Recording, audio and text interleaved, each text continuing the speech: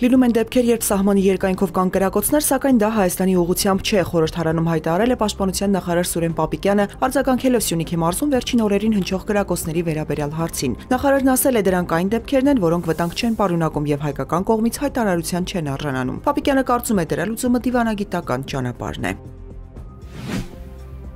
Ադրբեջանի նախագահի հատուկ հանձնարարություններով ներկայացուցիչ Էլչին Ամիրբեկովը Հայաստանին կոչ է արել արագացնել խաղաղության համաձայնագրի ստորագրման գործընթացը, հայտարարելով, որ այդ հնարավորությունը հավերժ չի լինելու եւ այն բաց թողնելը սխալ կլինի։ Նա ասել է, թե համաձայնագիրը ոչ թե վերջն է, այլ սկիզբը եւ որ խաղաղությունը կառուցվում է ոչ թե հայտարարությունների, այլ կոնկրետ քայլերի վրա։ Ամիրբեկովը միաժամանակ կրկնել է Բաքվի կողմից դրա ստորագրման համար ներկայացված պահանջները՝ Հայաստանի սահմանադրության փոփոխություն, սահմանամերձ տարածքներից օտար ուժերի դուրսբերում։ Մեկնարկել է արտգործնախարար Արարատ Միրզոյանի պաշտոնական այցը Ղազախստան, տեղի է ունեցել նրա հանդիպումը Ղազախստանի փոխվարչապետ արտաքին գործերի նախարար Մուրադ Նուրկլեուի հետ։ Սպասվում են նաև Միրզոյանի այլ հանդիպումներ։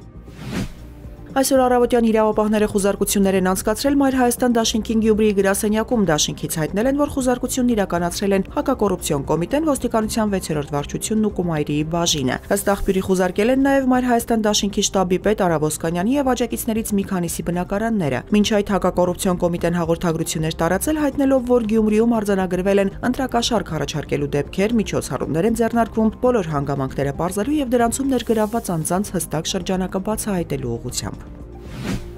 Միացյալ Նահանգները եւ Ուկրաինան բնական ռեսուրսների վերաբերյալ համաձայնագիրը հնարավոր է ստորագրեն հաջորդ շաբաթ, հայտնել է ԱՄՆ ֆինանսների նախարար Սքոթ Բեսենթը։ Նա հավելել է, որ Վաշինգտոնը տնտեսական գործունեության ամբողջական փաստաթուղթ է ներկայացրել, ուկրաինացիները քննարկում են այն։ Համաձայնագրի ստորագրումը նախատեսված էր դեռևս փետրվարի վերջին Ուկրաինայի նախագահ Վլադիմիր Զելենսկիի Վաշինգտոն կատարած այցի շրջանակում, սակայն Սպիտակ տանը Զելենսկի-Թրամփ թեժ բանավեճից հետո փաստաթուղթը չստորագրվեց։ ԱՄՆ նախագահ Դոնալդ Թրամփը հայտարարել է ավտոմեքենաների ներմուծման 25% մաքսատուրքեր սահմանելու մասին, դրանք ուժի մեջ կմտնեն ապրիլի 2-ից։ Թրամփը վստահեցրել է, այս քայլը կհանգեցնի ավտոարդյունաբերության ոլորտում հսկայական աճի, Միացյալ Նահանգներում աշխատատեղերի ստեղծման եւ ներդրումների ավելացման։ Վերլուծաբանները մինչդեռ կարծում են, որ սա ժամանակավորապես կկանգնեցնի Միացյալ Նահանգներում ավտոարտադրությունը, կհանգեցնի գների աճի եւ կսրի դաշնակիցների հետ հարաբերությունները։ Սպիտակ տունը հայտարարել է, որ հրամանը կտարածվի ոչ միայն ավտոմեքենաների, այլև դրանց պահեստամասերի վրա։ Կանադայից եւ Մեքսիկայից ներմուծվող ավտոպահեստամասերի համար առայժմ բացառություն կարվի։ Հարցին արդյոք մաքսատուրքեր սահմանելու որոշումը հետագայում կփոխվի, Թրամփը պատասխանել է. դա մշտական է։